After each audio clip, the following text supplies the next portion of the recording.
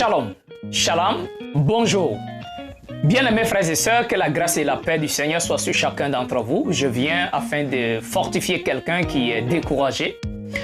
Notre monde est rempli d'épreuves. Oui, c'est comme ça le Créateur Tout-Puissant l'a institué. Souvent, nous demandons des grâces, des bénédictions, des faveurs au Tout-Puissant. Et nous voulons immédiatement qu'il puisse nous donner tout ce qu'on a demandé.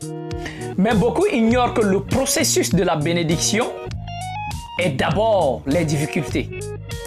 C'est-à-dire, avant que le Tout-Puissant t'accorde sa grâce et sa bénédiction, beaucoup d'argent, si on va dire comme ça, le matériel de ce monde, il va d'abord t'éprouver. Pour savoir ce qu'il va te donner, est-ce que tu seras capable de gérer? Il y a des personnes qui ont été bénies, mais après, ils se sont détournés du Tout-Puissant. Est-ce que toi, l'argent, la gloire que tu demandes au Tout-Puissant, s'il te donne maintenant, est-ce que tu seras capable de rester dans sa volonté? Est-ce que les biens qu'il va t'accorder ne vont pas te détourner de lui? Est-ce que ces biens ne vont pas te rendre fou? Alors pour cela, mes bien-aimés, avant que le Tout-Puissant nous accorde sa faveur, sa grâce, sa bénédiction, il doit d'abord nous éprouver. Il doit d'abord te faire passer par des souffrances. Il va d'abord te faire passer par assez de difficultés. Avant de t'accorder ta propre maison, il va te faire dormir dans le salon de quelqu'un. Avant de t'accorder soit une voiture, tu dois d'abord circuler dans les bacs, n'est-ce pas? Alors avant de recevoir une grâce, tu dois d'abord passer par des difficultés, par des souffrances, car cela va te forger. La souffrance va te forger. Les difficultés de ce monde vont t'éduquer, vont te rendre meilleur et plus fort. Et demain, quand tu recevras la grâce et la bénédiction, le matériel que l'Éternel t'accordera, tu seras capable de gérer. En ce moment, quand tu trouveras quelqu'un en train de souffrir, tu n'auras pas besoin que la personne vienne d'abord te demander avant de venir à son aide. Et ce sont des personnes comme ça que le Créateur cherche. Des personnes qui sont capables de soutenir, d'aider des personnes qui sont en difficulté. Des personnes qui sont capables de secourir les veuves, les orphelins.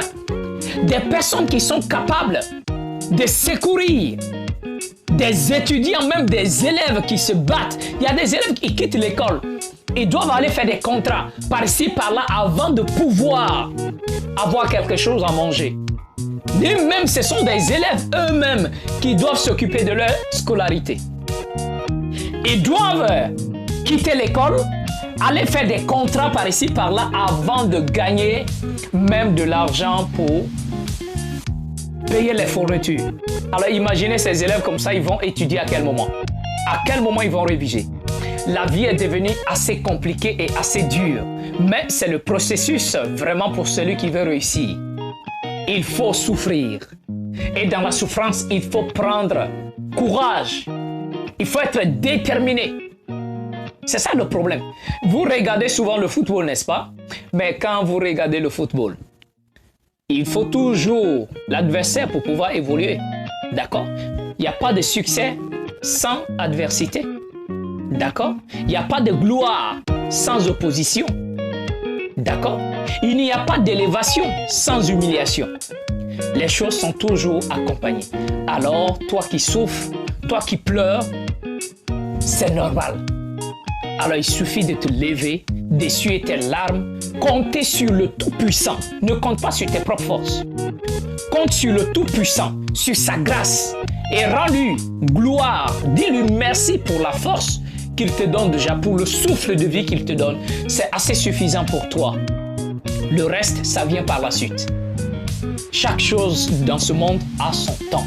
Alors sois persévérant, sois courageux et que le Tout-Puissant t'accorde sa faveur.